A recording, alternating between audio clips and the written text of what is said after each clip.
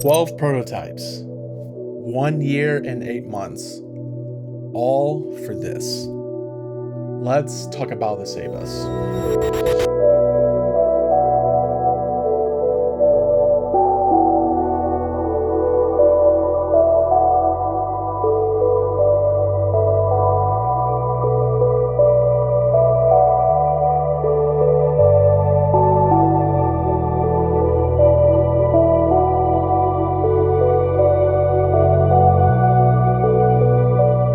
Hey everyone, welcome back to the channel. Today we're checking out a keyboard that takes a little detour from the usual aluminum heavy custom scene. This is a CNC polycarbonate board with RGB, some smart design decisions, and acoustic profile that honestly surprised me. It's got layout flexibility, an O-ring mount, and a few quirks like the modular blockers and 5 ribbon cables in a box. But what really matters is how it feels and sounds, and if this is something worth adding to your collection. Let's break it down. Right out the box are units in purple, and the case finish looks clean. CNC polycarbonate doesn't always come out looking this refined, but here it's nice. No weird edges or surface haze, just a really smooth, clean case that feels premium without trying too hard. The standout for me though, it's the weight. The stainless PVD finish is perfect. It's mirror-like, and with the black PVD, it just looks awesome. And with the design, the Sebas supports 1-key, 1-keyless, and HHKB. It's nice to see flexibility here. Layout-wise, it's mostly standard, but the bottom row is locked, which is the trade-off for the modular blockers. They're what allow for the different layout support. The blockers themselves, it's a really cool idea, but this might be just me. I'm not totally sold on the different material and color from the case. It's a nice way to add contrast or match with keycaps, but for folks who like everything to be seamless, it might feel a little off. This is a complete personal preference here, and I think giving people the ability to switch layouts is definitely a great thing. What I do love though, that cable channel cover. It's such a small thing, but it makes the build way cleaner and no stress about routing cables around awkward angles. The Sebas has a gummy O-ring mount, and Nuxeros, the designer, actually tweaked the internal design to make the spacebar and mod area sound tighter. And you can tell, typing on it feels soft, very much in line with your typical gummy O-ring mount. It's got that bouncy, almost cushion response that you'd expect from a well-tuned O-ring board. It's not overly flexy though, it's controlled with a nice rebound.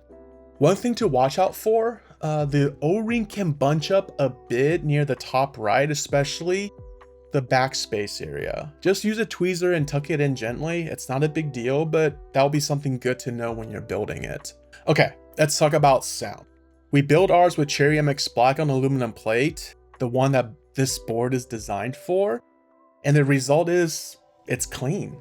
That classic polycarbonate plus aluminum combo gives you a deeper, more muted tone without killing the character of the switches.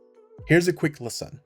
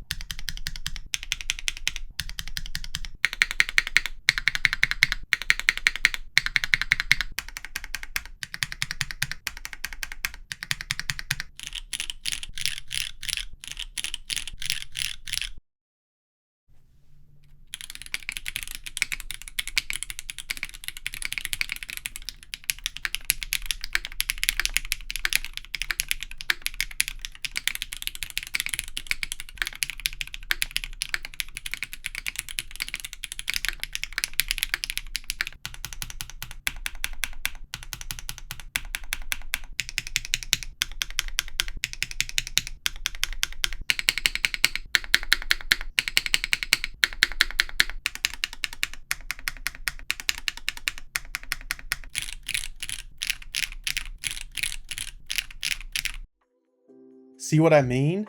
That's the kind of balance that makes this board stand out. It's also worth mentioning the LEDs are bright, like really bright. Brighter than my future, honestly. They light up the whole board, which is great for RGB fans. But the downside is that they're not diffused, so they're visible hotspots. This board supports both screw-in and clip-in stabilizers, and honestly, I'm a huge fan of that. This is done with how the plate is designed near the spacebar. This is great for me because my preferred stabs right now only come in screw-ins. The PCB comes in both hot swap and solder variants with layout support for split backspace, step caps, and ISO on the solder. Now the ribbon cables. Yeah, we would have preferred JSTs, however, these are not easy mate, at least, which in my experience, it's never easy, nor does it mate well. But Nuxross did include 5 ribbon cables in the kit, which is the most I've ever seen, so even when one does go out, you're covered. Also, quick tip, when installing the ribbon cable, make sure the blue side faces up or away from the PCB or daughter board. I also love the matching artisans.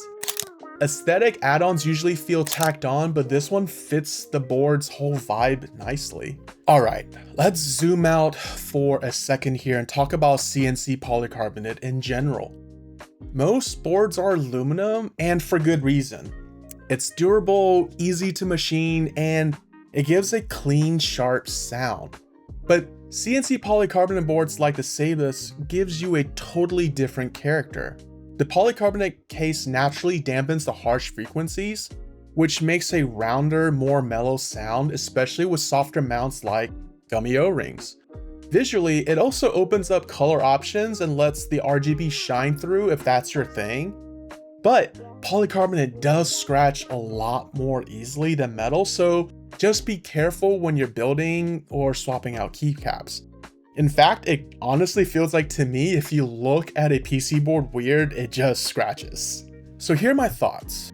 The Sebas isn't trying to be flashy. It's not casing cloud with 1,000 different features. But what it does have is intentional design, clean build, and a sound and feel that hits way above its price point. Sure, the blockers might be a bit of love it or leave it kind of a thing, and the ribbon cables are not ideal, and those LED hotspots could use a little bit of diffusion, but if you're looking for a clean sounding, soft feeling CNC polycarbonate board with solid layout support and some real character, this is a strong contender, especially for people who've been curious about CNC polycarbonate boards but don't want to spend over $400 just to test it out. So what do you think of the Sebas? Is CNC polycarbonate something you will want a daily, or are you still in your aluminum art? Let us know down below, and if you liked the video, give it a like and hit that sub button for more keyboard content. I'll catch you next time.